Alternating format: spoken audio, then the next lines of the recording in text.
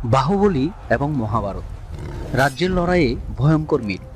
আপনি বাহুবলী সিনেমা দেখেছেন, কিন্তু জানেন কি এর গল্পের সাথে মহাভারতের চমকপ্রদ মিল রয়েছে? আজকের ভিডিওতে জানবেন যে মিলগুলো আপনাকে অবাক করে দেবে। নমস্কার বন্ধুরা, আজকে নতুন এপিসোডে আপনাদের জানাই স্বাগতম। আজ আমরা আলোচনা করব বাহুবলী সিনেমার সাথে মহাভারতের আশ্চর্য কিছু মিল নিয়ে। সিংহাসনের লড়াই। বাহুবলীতে আমরা দেখি অমরেন্দ্র বাহুবলী ও ভল্লাল দেব এর মধ্যে রাজ্য নিয়ে সংঘর্ষ। বল্লাল দেব সবসময় বাহুবলীকে পরাজিত করতে চাইতো আর বিভিন্নভাবে তার সাথে অন্যায় আচরণ করত। ঠিক একইভাবে মহাভারতে পাণ্ডব বনাম কৌরব, দুর্যোধন সবসময় পাণ্ডবদের পরাজিত করতে চাইতো আর বিভিন্ন ষড়যন্ত্র করে তাদের সাথে অন্যায় আচরণ করত।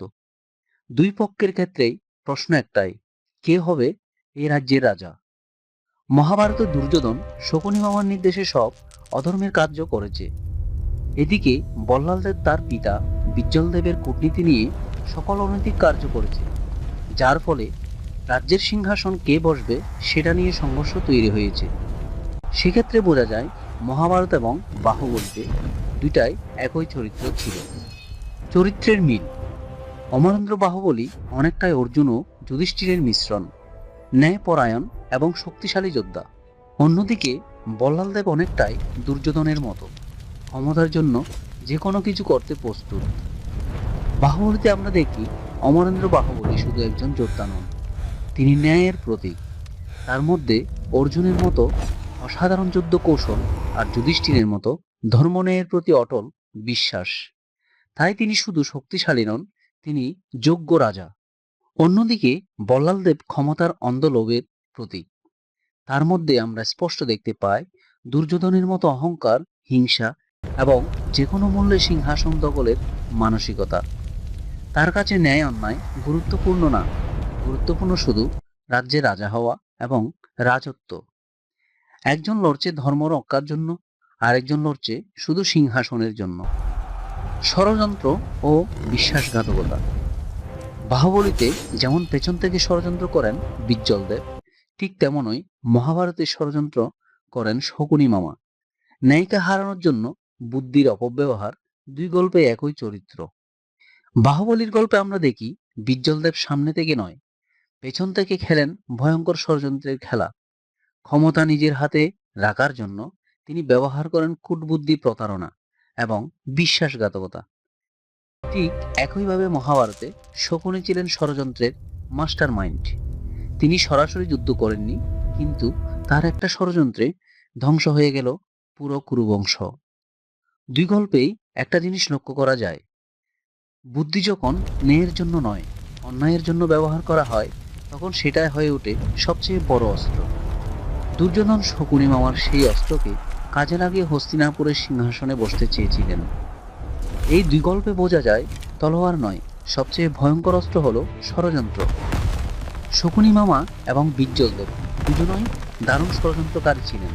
দুজনেই এই চরিত্রকে দারুণভাবে ফুটিয়ে তুলেছিলেন। চূড়ান্ত যুদ্ধ। মহাভারতে আছে ভয়ঙ্কর কুরুক্ষেত্র যুদ্ধ, আর বাহুবলীতে আছে মহিষ্মতির মহাযুদ্ধ। সেই দুই ক্ষেত্রেই ভালো বনাম মন্দের শেষ লড়াই। মহাভারত শুরু হয় ভাই বনাম ভাই, ধর্ম বনাম অধর্ম নিয়ে এক যুদ্ধ, যা বদলে দেয় ইতিহাস।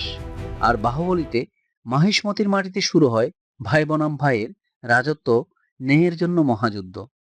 অমরেন্দ্র বাহুবলীর নেতৃত্বে ন্যায়ের পক্ষে লড়ছে সেনা অশুভ শক্তির বিরুদ্ধে, আর মহাভারতে যুধিষ্ঠিরের নেতৃত্বে সেনা লড়ছে অশুভ শক্তির বিরুদ্ধে। দুই গল্পেই শেষ লড়াইটা শুধু সিংহাসনের জন্য নয়, এটা ছিল ভালো বনাম মন্দের মহাযুদ্ধ, যেখানে তলোয়ারের আঘাতের চেয়ে বেশি নির্ধারণ করেছিল ধর্ম ও অধর্ম। মহাভারতে সত্যবতী ছিলেন রাজমাতা, আর বাহুবলীতে শিবগামী দেবী ছিলেন রাজমাতা। মহাভারতে বিশ্ব ছিলেন সিংহাসনের রক্ষক, আর বাহুবলীতে কাটাপ্পা ছিলেন সিংহাসনের রক্ষক। মহাভারতে দ্রৌপদীকে যেভাবে অপমানিত এবং লাঞ্ছিত করা হয়েছে, ঠিক সেভাবেই বাহুবলীতে দেবসেনাকে অপমানিত এবং লাঞ্ছিত করা হয়েছে। আরো কিছু চরিত্র আছে যেগুলো খুব দারুণভাবে মিল রয়েছে। বাহুবলীর ব্যাকগ্রাউন্ড সেট, রাজ্য, গল্প, চরিত্র সব মিলিয়ে কম্বিনেশন দারুণ মিল রয়েছে। যুদ্ধের বিশেষ কিছু কৌশল, ঘোড়া, সৈন্য ইত্যাদির সাথে অনেক মিল রয়েছে। মহাভারতে কিন্তু সবচেয়ে বড় একটা পার্থক্য আছে।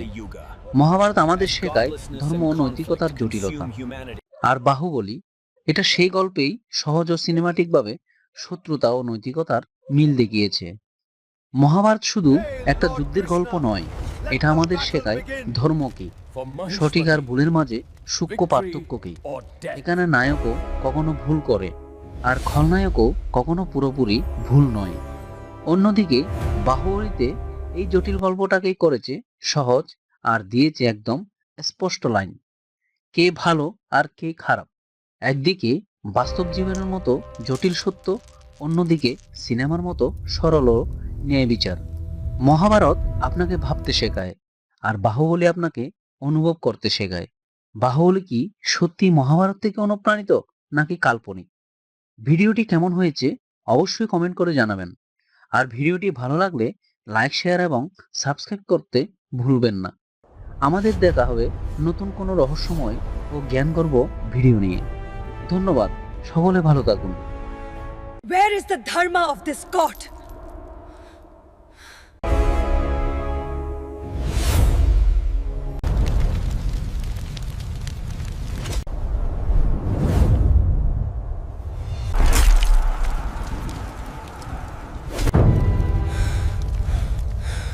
The omens are troubling, Prince.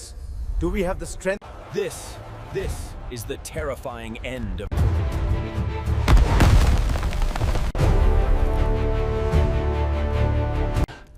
Use the dice, my friend.